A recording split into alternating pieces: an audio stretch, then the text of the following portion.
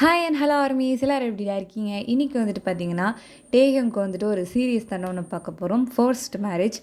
And இது வந்துட்டு ரெக்வஸ்டடாக இல்லை, போட்டுடலாம் அப்படின்னு சொல்லிட்டு வந்துட்டு அக்கா உடையாந்துட்டேன். அண்ட் வந்துட்டு சேனலை சப்ஸ்கிரைப் பண்ணாதவங்க சப்ஸ்கிரைப் பண்ணிட்டு பாருங்கள், ஃபாலோ பண்ணாதவங்க ஃபாலோ பண்ணிக்கோங்க. எஃப்எஃப் ஸ்டார்ட் பண்ணிடலாமா?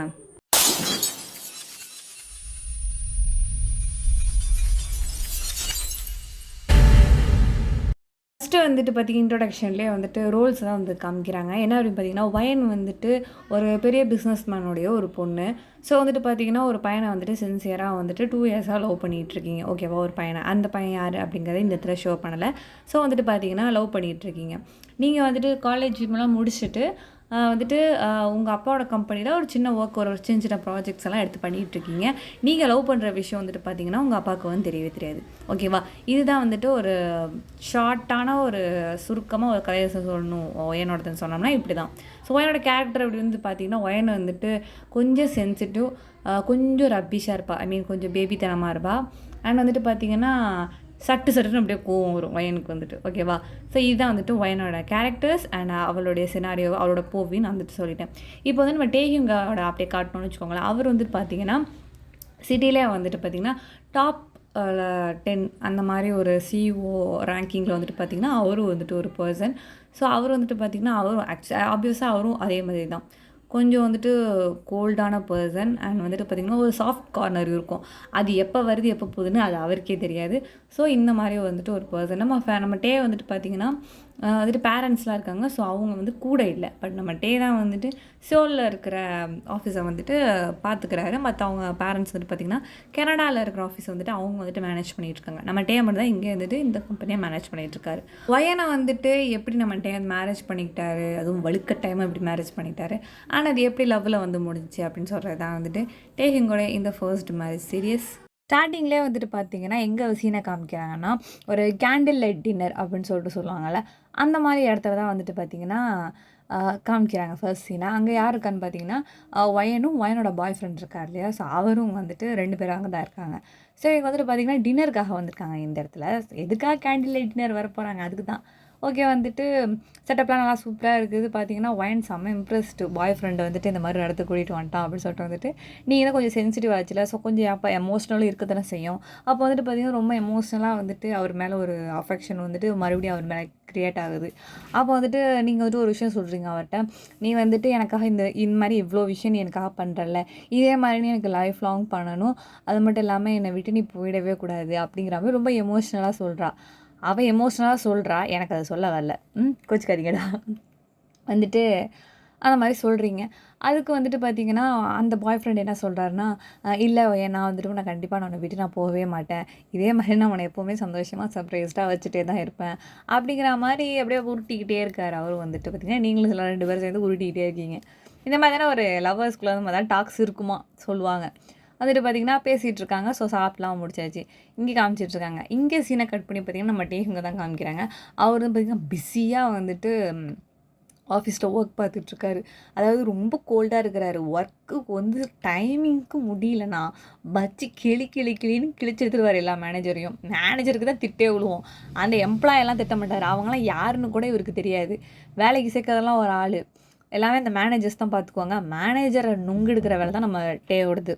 ஸோ அதனால தான் வந்துட்டு பார்த்திங்கன்னா நம்ம டேவோட கம்பெனி வந்துட்டு டாப் 10 அந்த மாதிரி ஒரு ரேஞ்சில் வந்து இருக்குது. அந்த மாதிரி இவர் இருக்கார். அதனால தான் பார்த்திங்கன்னா அவங்க மேனேஜர்ஸ் எல்லாம் பர்ஃபெக்டாக இருக்காங்க. ஸோ எம்ப்ளாயிஸும் கரெக்டாக இருக்காங்க. புரியுதா? இப்படி தான் வந்துட்டு ரன் பண்ணி ஓடிட்டுருக்காரு. ரொம்ப பிஸியான ஒரு லைஃப் ஸ்டைல் அவரோடது வந்துட்டு பார்த்திங்கன்னா. காலையில் 9 மணிக்கு வந்தாருன்னா நைட்டு 11 மணிக்கு தான் வீட்டுக்கே போவார். ஆக்சுவலாக அங்கே இருக்க ஒர்க்கிங் ஹவர்ஸ் எம்ப்ளாயிஸே வந்துட்டு பார்த்திங்கன்னா காலைல 9 மணிக்கு வந்துட்டு ஒரு 6 மணி போல் போயிடுவாங்க. நம்ம சார் மட்டும் தான் 11 மணி வரைக்கும் வந்துட்டு வேலை பார்ப்பார். அந்த அளவுக்கு வேலை பார்க்கறனால தான் இந்தளவுக்கு அவுட்புட் இருக்குது பார்த்துக்கோங்க அப்படின்னு. அப்போ வந்துட்டு பார்த்திங்கன்னா அவர் வீட்டுக்கு போவார், சாப்பிடுவார், தூங்குவார், திரும்பி வந்துடுவார். இப்படி தான் வந்துட்டு பார்த்திங்கன்னா நம்ம டேவோட லைஃப் ஸ்டைல் வந்து போயிட்டுருக்குது. நம்ம டேவோட பேரண்ட்ஸ் வந்துட்டு பார்த்திங்கன்னா நம்ம டேக்கு வந்துட்டு இந்த மாதிரி கல்யாணம் பண்ணணும் அப்படிங்கிற மாதிரி விஷயத்தெல்லாம் பேச ஸ்டார்ட் பண்ணாங்கன்னு வச்சுக்கோங்களேன், அவ்வளோதான் பிடிச்சி மாதிரியே திட்ட ஆரம்பிச்சிருவார். நீங்கள் எதுக்கு இந்த மாதிரி தேவையில்லாத வேலை பண்ணிட்டு இருக்கீங்க, நான் வந்துட்டு உங்ககிட்ட சொன்னேனா, கல்யாணம் வேணும்னு சொன்னேனா அப்படிங்கிற மாதிரி சண்டைக்கு போயிடுவார். அதனால் வந்துட்டு பார்த்திங்கன்னா இவனுக்கு எப்போ புத்தி வருது, எப்போ புத்தி திருந்தி இவன் ஏன் வந்து சொல்கிறானோ அப்போல்லாம் வந்து பார்த்துக்கலாம் அப்படின்னு சொல்லிட்டு அப்பா சொல்லியிருந்துருப்பார். அதுக்கு வந்துட்டு அம்மா சொல்லுவாங்க, "அப்போ யாரையாவது லவ் பண்ணியாவது கல்யாணம் பண்ணிக்கோ. அப்பனா கூட சரின்னு ஒத்துக்குறோம் நாங்க." அப்படிங்கிற மாரி சொல்றாங்க. ஆஹா நம்மட்டேவா? வாய்ப்பே இல்ல. அப்படிங்கிற மாரி அவங்களுக்குள்ளேயே பேசிக்கிறாங்க என் பேரண்ட்ஸு. இப்படியே வந்துட்டு பார்த்தீங்கன்னா, நம்ம டேவோட லைஃப் ஸ்டைல் இப்படி தான் இருக்குது. நம்ம ஒய்னோட லைஃப் ஸ்டைல் இந்த மாரி தான் இருக்குது. ஒரு நாள் வந்துட்டு பார்த்தீங்கன்னா, இங்க தான் வந்துட்டு நம்ம ஒய்னோட லைஃப்ல ஒரு திருப்புமுனை ஏற்படுது. நம்ம என்னோட அப்பா இருக்கார் இல்லையா? அவருக்கு வந்துட்டு பார்த்தீங்கன்னா, பிஸ்னஸ்ல வந்துட்டு ஒரு சின்ன ஒரு சர்க்கிள்னு வச்சுக்கோங்களேன். சர்க்கிள்னா கொஞ்சம் டிப்ரெஸ்ட் ஆயிடுது. ஸோ, இப்ப அத வந்துட்டு என்ன பண்ணணும்னா, அ ஏத்தி விடணும். ஏத்தி விட்டா தான் இவங்க அடுத்தடுத்த கான்ட்ராக்ட்ஸ புடிச்சிட்டு போ முடியும். இல்லன்னா என்ன, இவங்க இன்னும் அதாவது இப்ப எங்களுக்கு என்ன வேணும்னா பணம் வேணும். ஓகேவா? சிம்பிளா சொல்லணும்னா அதான். பணம் வேணும் இப்ப. அதனால இப்ப என்ன பண்றதுன்னு தெரியல. அப்பதான் வந்துட்டு என்ன சொல்லியிருந்திருப்பாங்கன்னா, இவங்களுக்கு வந்துட்டு ஆப்போனன்ட் டீமா ஃப்ரெண்டா ஒருத்தர் இருப்பாரு. ஸோ 2 பேருமே சேர்ந்து தான் வந்துட்டு ரேங்கிங் பொசிஷன்ல வந்துட்டுருப்பாங்க. இவரோட ஃப்ரெண்டு தான். யாரோட ஃப்ரெண்டு? நம்ம ஒயன் அப்பா இருக்கார்ல, அவரோட ஃப்ரெண்டு தான். அவர் வந்துட்டு என்ன சொல்லுவாருன்னு பார்த்தீங்கன்னா, "நீ வந்துட்டு பணத்துக்கு ரொம்ப கஷ்டப்படுறல்ல, நானும் வந்துட்டு பார்த்தேன்னா ஃபர்ஸ்ட்டு வந்துட்டு ஒரு தடவ என் பொண்ண ஒரு பையனுக்கு நான் கல்யாணம் பண்ணி குடுத்தேன் ஞாபகம் இருக்கா? அப்படின்னு சொல்லும்போது, ஆமாம்மா அவரு கூட மிகப்பெரிய பணக்காரரு கனடாவுல அப்படின்னு சொல்லும்போது, ஆமா நான் வந்துட்டு அவருக்கு கல்யாணம் பண்ணி குடுத்தேன். என் பொண்ண கான்ட்ராக்ட்டா தான் கல்யாணம் பண்ணி குடுத்தேன். அதனால வந்துட்டு பார்த்தீங்கன்னா, அவர்ட்டேருந்து கொஞ்சம் பிஸ்னஸ வந்து நான் எடுத்துக்கிட்டதுனால, என்னோட இத வந்துட்டு என்னால பிடிச்சுக்க முடிஞ்சுச்சு. நான் எவ்வளோ டவுன்ல இருந்தேன்னு உனக்கு நல்லாவே தெரியும். அப்போ என்னோட கம்பேக்க பார்த்து நெறைய வந்து இந்த இண்டஸ்ட்ரியே பார்த்து வந்துட்டு வியந்துச்சு. ஸோ நான் அங்கேருந்து தான் வந்துட்டு எனக்கு பணம் வந்தது. அந்த மாரி நீயும் வந்து ட்ரை பண்ணி பாரு அப்படிங்கிற மாரி, அடுத்தவங்களோட ஃபீலிங்ஸ கொஞ்சம் கூட புரிஞ்சுக்காம, எல்லாத்தையுமே அதாவது ஒரு பிஸ்னஸ். அதுக்காக வந்துட்டு பார்த்தீங்கன்னா, யார எப்படி வேணா யூஸ் பண்ணலாம் அப்படிங்கிற மாதிரியான ஒரு கேவலமான ஒரு தாட்டு. அந்த இதில இருக்குது. ஸோ வந்துட்டு பார்த்தீங்கன்னா, அந்த ஃப்ரெண்ட் என்ன பண்றாருன்னா, ஒயனோட டாடா இருக்கார்ல, அவர் வந்து அவரே ஏற்கனவே குழம்பி போய் உட்காந்துருக்காரு. பல டென்ஷன்ல எப்புட்றா காசு கிடைக்கும்? அது எப்புட்றா ஏற்படுத்துறதுன்னு தெரியாம உட்காந்துருக்காரு. அவர் மண்டையில போய் இது திணிச்சு விடவும், அவருக்கு வேற வழி இல்ல. "ஒயன் எங்க?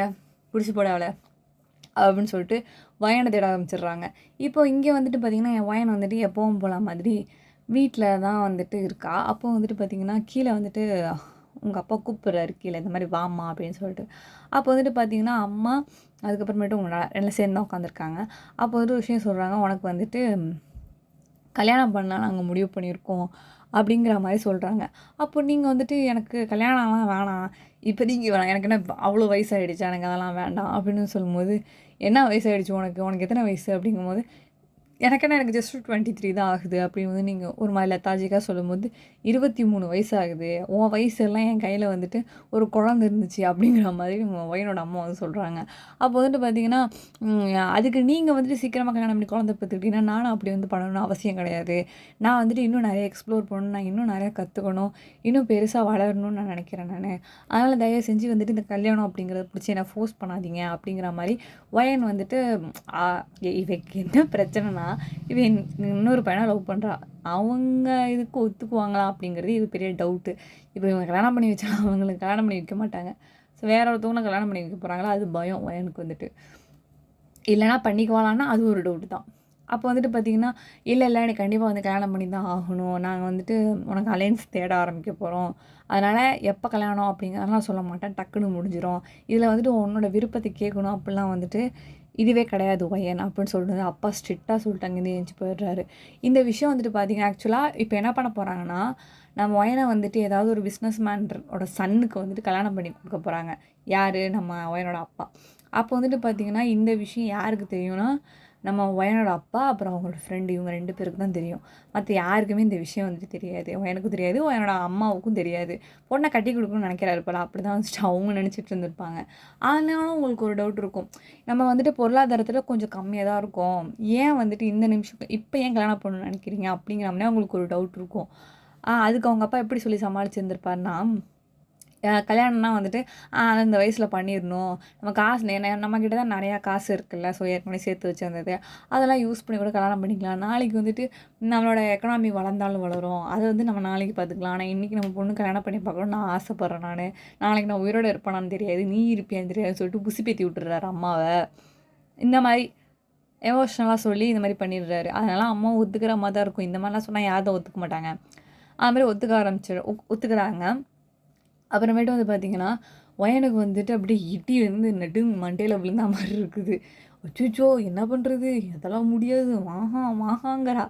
அவங்க அப்பாவா? அதெல்லாம் காதுலயே வாங்கிக்கல. அவர் வந்துட்டு பார்த்தீங்கன்னா, அலையன்ஸ் வந்து தேட ஆரம்பிச்சுடுறாரு. அப்பதான் வந்துட்டு ஒரு விஷயம் வந்துட்டு யோசிச்சுட்டு இருந்தாரு. நம்ம கிம் இண்டஸ்ட்ரீஸோட சிஇஓ வந்துட்டு பார்த்தீங்கன்னா, சிங்கிளா தான் இருக்கிறாரு. அவருக்கு இன்னும் கல்யாணமே ஆகல. அவருக்கு ஜஸ்ட் வந்து பார்த்தீங்கன்னா 25 வயசு தான் ஆகுது. பட் டாப் கம்பெனி வந்து ரன் பண்ணிட்டு இருக்காரு. அவங்களோட பேரண்ட்ஸ் வந்து பார்த்தீங்கன்னா கனடாவுல இருக்காருன்னு சொல்லிட்டு, இந்த மாதிரியான டேட்டாஸ் எல்லாம் கலெக்ட் பண்ணி வந்துட்டு, அவங்க இதில ஒரு வச்சிருப்பாங்கல்ல, ஒரு இதுக்காகவே ஒரு ஏஜென்ட் வச்சிருப்பாங்கல்ல, அவங்க வந்துட்டு நம்ம டேகிட்ட வந்துட்டு குடுத்துருந்துருப்பாங்க. தேட சொல்லியிருப்பாங்க. அதனால குடுப்பாங்க. அப்போ வந்துட்டு இந்த மாரி சரி இந்த பையனோட அம்மா, அப்பா கிட்ட பேசணும். கேட்போம் நம்ம அப்படின்னு சொல்லிட்டு வந்துட்டு, இவங்களோட அஃபிஷியல் வெப்சைட்ல போயிட்டு, அவங்க பேரண்ட்ஸோட வெப்சைட் இருக்கும்ல, ஸோ அதெல்லாம் வந்து கேப்சர் பண்ணி என்ன பண்ணியிருந்திருப்பாங்கன்னா, அந்த மேட்ரிமோனின்லாம் சொல்லுவாங்கல்ல. இந்த தமிழ் மேட்ரிமோனி நம்ம இதில பேசுவோம்ல. ஸோ அந்த மாரி வந்துட்டு அங்க ஒரு வெப்சைட் இருக்கும். அந்த வெப்சைட்ல வந்துட்டு இந்த மாரி நம்ம டேக்கு தான் கல்யாணம் ஆகணும் 25 வயசாயிடுச்சு உட்காந்தே கிடக்குறான்னு சொல்லிட்டு, அவங்க அப்பா அங்க பேசிட்டு இருந்திருப்பார்ல. ஸோ ஏதாவது ஒரு பொண்ணு வந்துச்சுன்னா சொல்லியாவது வச்சுக்கலாம். என் பையன கல்யாணம் பண்ணிக்கங்க. அப்பதான் தான் ஃப்யூச்சர்ல கல்யாணம் பண்ணிக்கலாம். இவன் இப்ப தான் இப்படி சொல்லிட்டு இருக்கான். கொஞ்ச நாள்ல அவன் மனசு மாறிடுவான். அப்படிங்கிற மாரி பேசிட்டு என்ன பண்ணியிருந்திருப்பாங்கன்னா, அந்த மாரி மேட்ரிமோனி சைட்ல வந்துட்டு போட்டு வச்சிருந்திருப்பாங்க. இத வந்துட்டு பார்த்தீங்கன்னா, நம்ம ஒயனோட டாடா வந்துட்டு பார்த்துருவாரு. பார்த்துட்டு வந்துட்டு, ஓ! அப்பனா வந்துட்டு அந்த பையனுக்கு பொண்ணு தான் தேடிட்டு இருக்காங்க போல. அப்ப நம்ம போயிட்டு வந்து சொல்லலாம் அப்படின்னு சொல்லிட்டு வந்து பார்த்தீங்கன்னா, வந்துட்டு இது போடலான்னு போறாரு. பார்த்தோன்னா, அங்க ஏற்கனவே நெறைய அப்ளிகேஷன் போட்டு தான் இருக்கு. நம்ம கிம் டேயுங்க்கு கல்யாணம் பண்ணிக்க போனா, எப்படிதாங்க அப்ளிகேஷன் குமியாம இருக்கும்? அப்ப வந்து பார்த்தீங்கன்னா, அது மாரி அப்ளிகேஷன்ஸ் நெறைய பேர் ஐ மீன் அப்ளிகேஷன் இல்ல. நெறைய பேர் வந்துட்டு அவங்க இதில ரெக்வெஸ்ட் பண்ணியிருக்காங்க. அதுவும் வந்துட்டு இவருக்கு தெரியுது. ஸோ, நமக்கு கிடைக்குமா? அப்படிங்கிற மாரி என்னமோ வேலை பண்றதுக்கு ஹையரிங் ஜாபுக்காக பண்ற மாரி, "கிடைச்சிருமா கடவுளே!" அப்படிங்கிற மாரி அவரு வேண்ட ஆரம்பிச்சுடுறாரு. இப்படியே வந்து பார்த்தீங்கன்னா, ரிஜிஸ்டர் பண்ணிட்டு கொஞ்ச நாள் ரொம்ப நாள் ஆயிடுது. பட் ஆனா, இவரே ஒரு மாரி ஹோப்பெல்லாம் விடுற மாரி நிலைமை ஆயிடுச்சு. ஏன்னு சொல்லுங்களேன், இன்னும் நெறைய பேர் வந்து போட்டுருக்காங்க. ஒயனுக்கு எப்படி கிடைக்கும் அப்படிங்கிற மாரி ஆயிடுச்சு. சரின்னு சொல்லிட்டு பார்த்தீங்கன்னா, அன்னைக்கு ஒரு நாள் வந்துட்டு இவங்களுக்கு ஒரு இமெயில் ஒண்ணு வரும். ஸோ, அந்த இமெயில் என்ன அப்படின்னு சொல்லிட்டு வந்து பிஏ தான் தூக்கிட்டு ஓடியாருவாரு.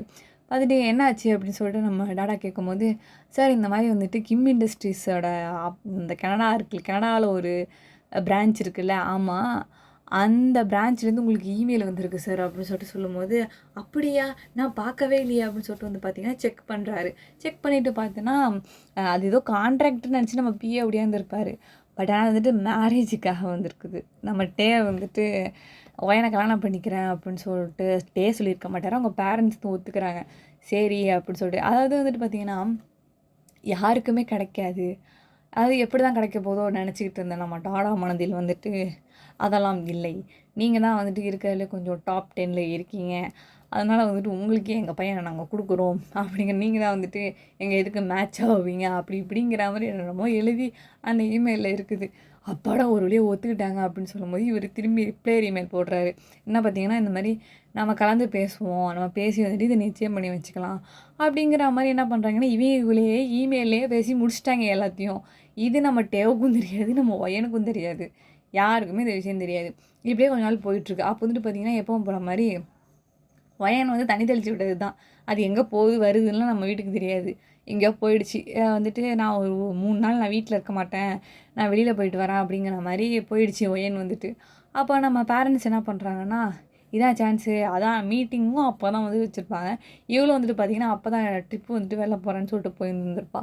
அப்போ வந்துட்டு என்ன பண்ணுவாங்கன்னா, இவங்க டைரக்ட்டா வந்துட்டு ஃப்ளைட் புடிச்சு கனடா போவாங்க. கனடா போயிட்டு வந்துட்டு பார்த்தீங்கன்னா, இந்த மாரி பேசியிருப்பாங்க. இந்த மாரி வந்துட்டு என் பொண்ண உங்களுக்கு நான் குடுக்குறேன். அப்படிங்கிற மாரி நேர்லயே பார்த்து சம்மதம் பண்ணிக்கிறாங்க. பண்ணிட்டு வந்து பார்த்தீங்கன்னா, திரும்பி இவங்க ரிட்டர்ன் ஆயிடுவாங்க. அதுக்கப்புறம் தான் வந்துட்டு பார்த்தீங்கன்னா, நம்ம டே கிட்ட வந்துட்டு அவங்க பேரண்ட்ஸ் வந்துட்டு கன்சல்ட் பண்ணுவாங்க. நம்ம டே எப்பவும் போல மாரி வீட்டுக்கு ஒரு 11:30 மணி அந்த மாரி ரேஞ்சில வந்துட்டு சாப்பிட்டுலாம் முடிச்சுட்டு வந்துட்டு படுக்க போவாரு. அப்போ வந்து பால் குடிச்சிட்டு வந்து பார்த்தீங்கன்னா, மத்த ரிசல்ட்ஸ் எல்லாம் பார்த்துட்டு வைக்கும்போது கால் வரும். யார்ட்டேருந்து? பேரண்ட்ஸ் கிட்டேருந்து. அப்போ வந்துட்டு, "சொல்லுங்கப்பா எப்படி இருக்கீங்க?" டே அத விடு. நாம வந்துட்டு நான் ஒரு முக்கியமான விஷயம் உன்ட்ட சொல்ல வந்தேன். என்ன முக்கியமான விஷயம்? நெக்ஸ்ட் மந்த் வந்துட்டு உனக்கு கல்யாணம். ஓகேவா? எது நெக்ஸ்ட் மந்த் எனக்கு கல்யாணமா? என்ன சொல்றீங்க? ஆமான்ட்டே நெக்ஸ்ட் மந்த் உனக்கு கல்யாணம் தான். நீ வந்துட்டு நீ காலங்காலத்துக்கு நீ ஓட்டிட்டு இருந்தேன்னு வச்சுக்கயேன், சத்தியமா உனக்கு எந்த பொண்ணும் அமையாது. நீ போய் எதையா தேடினாலும் தேட மாட்ட. நாங்க எதையும் அமைச்சு குடுத்தாலும் அமைச்சுக்கவும் மாட்ட. அதனால உனக்கு தடபுடல்னு பண்ணா தான், நீ வந்துட்டு உருப்பிடுவட்டே அப்படிங்கிற மாதிரி அவர் சொல்லிவிட்டு ஃபோனை கட் பண்ணிடுறாரு. நம்ம டேக்கு மண்டை பிக்கிது. இந்த மனுஷன் சொல்கிறத கேட்கவே மாட்டேங்கிறாரு. அடிச்சுக்கிறாரு தலையிலேயே. அப்புறம் என்ன பண்ணுறதுன்னு தெரில. சரி காலம் போன போக்கில் நம்ம ஒரு நிமிஷம் வந்துட்டு நம்மளை மீறி வந்துட்டு ஒரு விஷயம் நடக்குது அப்படின்னா நம்மளால் ஒன்றுமே பண்ண முடியல அப்படிங்கும்போது காலை நீட்டி தலையில் கையை வச்சுட்டு படுத்துறே அப்படிங்கிற மாதிரி நம்ம டே வந்துட்டு படுத்து தூங்கிடுறாரு. அப்புறமேட்டு அவரே சொல்லிக்கிறாரு. அந்த விஷயத்துக்கு தன்னை வந்துட்டு சம்மதப்படுத்திக்கிறாரு. அதாவது இதான் லைஃபு, கல்யாணம் பண்ணிக்கணும், குழந்தை பெற்றுக்கணும், இதுக்கப்புறமே அவங்கள வளர்க்கணும், அப்புறம் அவங்கள வந்துட்டு நம்மள மாதிரியே உண்டாக்கணும், இன்னும் நம்மளோட பிஸ்னஸை பெருக்கணும் அப்படிங்கிற மாதிரி தன்னோட மனநிலையை வந்துட்டு மாற்றிக்கிறாரு. இப்படியே வந்துட்டு பார்த்திங்கன்னா கொஞ்சம் கொஞ்சமாக மாற்றவும் பார்த்திங்கன்னா கரெக்டாக 1 மந்த் ஆகிடுது. திடீர்னு வந்து பார்த்திங்கன்னா நம்ம ஒயனை கூப்பிட்டு வந்து செட்டப்பில் உட்கார வச்சுருக்காங்க. பார்த்திங்கன்னா பெரிய செர்மோனி ஹாலு, நிறையா பேர் இருக்காங்க. அவ்வளோ ஏன்னா நம்ம டேவோட சைட்லேருந்து வந்து பார்த்திங்கன்னா அவ்வளோ பேர் வந்திருக்காங்க. நம்ம ஒயனோட சைட்லேருந்து அவ்வளோ பேர் வந்திருக்காங்க. ஒரு 1000 பேர் இருக்காங்க அந்த இடத்துல வந்துட்டு. அவ்வளோ பெரிய சர்ச்சு, செர்மோனி ஹாலு வேற மாதிரி இருக்குது. எல்லாமே வந்துட்டு செட்டப்லாம் சூப்பராக இருக்குது. நினச்சே பார்க்க முடியாத அளவுக்கு கிராண்டாக இருக்குது. அப்போ வந்துட்டு பார்த்திங்கன்னா ஒயன் வந்துட்டு ஒரு மாதிரி வெடிச்சு மண்டை வெடிச்சு செத்தே போயிடலாம் போல இருக்குது. அந்த மாதிரி இருக்குது. ஏன்னா வந்துட்டு அவர் இன்னொரு பையனை விரும்பிக்கிட்டு இருக்கும்போது இன்னொருத்தரை கல்யாணம் பண்ணி வைக்கிறது எவ்வளோ பெரிய கொடுமையான விஷயம். ஸோ வந்துட்டு அவளால் ஏற்றுக்கவே முடியல. ஏதாவது பண்ணி இந்த இடத்த விட்டு எப்படியே எஸ்கேப் ஆயிடலாம் அப்படிலாம் தோணுது. ஆனாலும் வந்துட்டு பார்த்திங்கன்னா என்னென்ன ஒன்றும் புரியல. அப்போ தான் வந்துட்டு பார்த்திங்கன்னா எப்பவும் போல மாதிரி ட்ரெஸ் சேஞ்ச் பண்ணுறதுக்காக வந்துட்டு அந்த வெட்டிங் கவுனை போடுறதுக்காக ஒரு 2 பேர் எப்போவுமே இருப்பாங்க. அப்போ வந்துட்டு பார்த்திங்கன்னா இல்லை எனக்கு வந்துட்டு ஒரு 5 நிமிஷம் கொடுங்க, எனக்கு இந்த ட்ரெஸ்ஸு வந்துட்டு கொஞ்சம் அன்கம்ஃபர்டபுளாக இருக்குது. நான் வந்து இந்த இன்னர் உள்ளே போட்டிருப்பாங்கல்ல, அது போட்டுட்டு தான் வந்துட்டு ஃபுல்லாக கவர் ஆகிருக்கும். அது போட்டுட்டு தான் வெட்டிங் கவுன் போடுவாங்க, குத்தும்ல அதனால். ஸோ வந்து நான் போட்டுக்கிறேன், நீங்கள் கொஞ்சம் வெளில இருங்கன்னு சொல்லிட்டு என்ன பண்ணியிருந்திருப்பான்னா அந்த 2 வந்து மேக்கப்போட ஆர்டிஸ்ட்டையும் வெளில அனுப்பிட்டு என்ன பண்ணியிருந்திருப்பான்னா கதவை எழுதி சாத்திட்டு என்ன பண்ணால் டேரெக்டாக பாத்ரூம் போயிட்டு அங்கே இருக்க கிளாஸ்லாம் இருக்குல்ல அதெல்லாம் எடுத்து வெளில வச்சுட்டு பார்த்தீங்கன்னா இங்கேருந்து எகிரி குதித்து வந்துட்டு நீங்கள் இறங்கி போயிட்டு என்ன பண்ணுவீங்கன்னா அங்கேருந்து குதிக்கிறீங்க. இந்த ஸ்லாபு அப்புறம் இந்த ஸ்லாபு அப்படி இறங்கி தானே இருக்குது ஜன்னல். ஸோ குதிச்சு இறங்குறீங்க. இதை வந்துட்டு பார்த்தீங்கன்னா தூரத்துலேருந்து நம்ம ஜங்குக்கு பார்த்துடுறாரு. யாரோ ஒரு பொண்ணு கீழே இறங்கி வரா அப்படின்னு சொல்லிட்டு தூரத்துலேருந்து பார்த்துடுறாரு. ஜேஹோப்பு பின்னாடியே ஓடியாடுறாரு. என்னன்னே தெரியல யார் அந்த பொண்ணு அப்படின்னு சொல்லிட்டு. அப்புறமேட்டு வந்து தரன்னு நம்ம புது மாப்பிள்ளை கிளம்பிக்கிட்டு இருந்த புது மாப்பிள்ளையை இழுத்துட்டு வந்து இந்த பொண்ணு யாருன்னே தெரியல உன் எதிரியா அப்படின்னு சொல்லிட்டு வந்து கேட்குறேன். ஏன்னா கல்யாண நேரத்தில் ஏன் உயிரை வாங்கிட்டு இருக்கேன், எவன் இறங்கினா எனக்கு என்னடா வாடா போன்னு சொல்லிட்டு கூப்பிட்றாரு. அப்போ தான் இந்த ட்ரெஸ் ஒரு மாதிரி பலபலன்னு இருக்குது. அது அப்போ தான் நம்ம டேக்கு தோணுது இந்த மாதிரி பலபலன் ட்ரெஸ் வந்துட்டு வெட்டிங் ட்ரெஸ் உள்ளே தானே போடுவாங்க அப்படிங்கிற மாதிரி நம்ம டேக்கு வந்துட்டு ஒரு எண்ணம் வருது. டப்புன்னு இந்த செவரேறி குதிக்கும் போது 3 பேர் கண்ணிலேயே மாட்டிடுறீங்க. போச்சு, நம்ம உங்களை பார்த்துட்டாரு. ஓகே ஆமீஸ், இந்த எபிசோடை வந்துட்டு நான் இதோட கம்ப்ளீட் பண்ணிக்கிறேன்டா. பார்ட் 2 நான் சீக்கிரமாகவே அப்லோட் பண்ணிடுறேன். இந்த எபிசோடு எப்படின்னு சொல்லிட்டு மறக்காமல் கமெண்ட்டில் சொல்லிடுங்க. சீக்கிரம் நிறைய பேர் சொன்னீங்கன்னா நான் டக்குன்னு அடுத்தடுத்த வீடியோஸ் நான் போடுறதுக்கு ரொம்ப மோட்டிவாக இருக்கும். கமெண்ட்ஸே இல்லைங்கும் போது செஞ்சதுக்கெலாம் என்ன பலன்னு சொல்லுங்கள். யாராவது ஒரு சின்ன ஹார்ட்டாவது போடுங்கடா. அப்போ தான் ஒரு மோட்டிவேஷனோட நான் அடுத்த வீடியோ டக்குன்னு போடுவேன். ஓகேவா, போட்டுருங்க. அண்ட் இன்ஸ்டாகிராமோட லிங்க்கை நான் டிஸ்கிரிப்ஷன் பாக்ஸில் கொடுத்துருக்கேன். ஃபாலோ பண்ணாதவங்க ஃபாலோ பண்ணிக்கோங்க, சப்ஸ்கிரைப் பண்ணாதவங்க சப்ஸ்கிரைப் பண்ணிவிட்டு பாருங்கள். தேங்க்யூ, டேக் கேர், பாய்.